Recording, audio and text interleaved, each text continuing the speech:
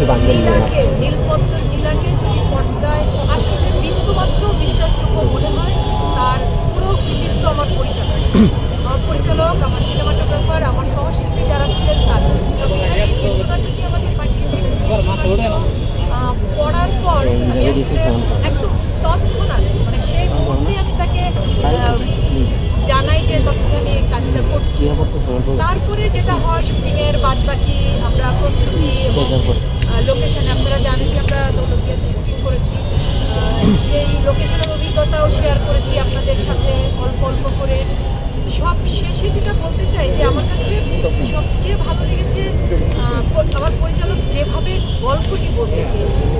তিনি বারবার বলছিলেন যে নীলা একটা চরিত্রের মধ্য দিয়ে আসলে অনেকগুলো চরিত্রের প্রতিনিধি হয়ে, বা প্রতিনিধি আমি বলবো না, আমি বলবো যে অনেকগুলো জীবনের গল্প মিলিয়ে তিনি একটা চরিত্রের মধ্য দিয়ে বলতে চেয়েছেন। এবং একটা চরিত্র বলতে নীলা এবং নীলার আশেপাশের সকল চরিত্র। তো আমরা দেখি একটু পর সিনেমাটা। আমি নিজেও আজকে দেখবো। আন্তর্জাতিক চলচ্চিত্র উৎসবে আমাদের এই সিনেমার প্রিমিয়ার হচ্ছে। আরেকটি শো আছে আমাদের, আজকে আপনারাও দেখেন কেমন লাগে।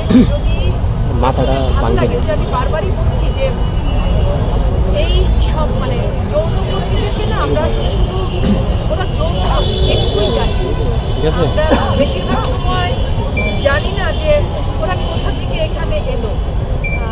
প্রত্যেকেই একটা পরিবারে জন্মায়, একটা স্বাভাবিক জীবনে হয়তো থাকে, স্বাভাবিক জীবন থেকে জীবনটা কীভাবে এই জায়গাটাতে এসে আটকে গেল, এবং ওরা কি সারাটা জীবন আসলে এখানেই থেকে যেতে চায়। কেউ কি চায় না যে এখান থেকে বেরিয়ে আমরা আমাদের সমাজে, রাষ্ট্রে আপাত দৃষ্টিতে যেটাকে আমরা স্বাভাবিক জীবনযাপন বলি, সেই জীবনের মধ্যে আবার ফিরে আসতে যদি কেউ চায়, যদি সেই চেষ্টাটা করে, তাহলে কি আসলে আমরা মানুষ হিসেবে ওদেরকে সেই সুযোগটুকু, সেই সহযোগিতাটুকু করতে পারি? সমাজ বা রাষ্ট্র কি ওদের প্রতি সেই সমর্থনের হাত দিতে পারে, বাড়িয়ে দিতে পারে? আমি আসলে আমার চরিত্র নিয়ে আলাদা করে কিছু বলতে চাই না, এই জন্য যে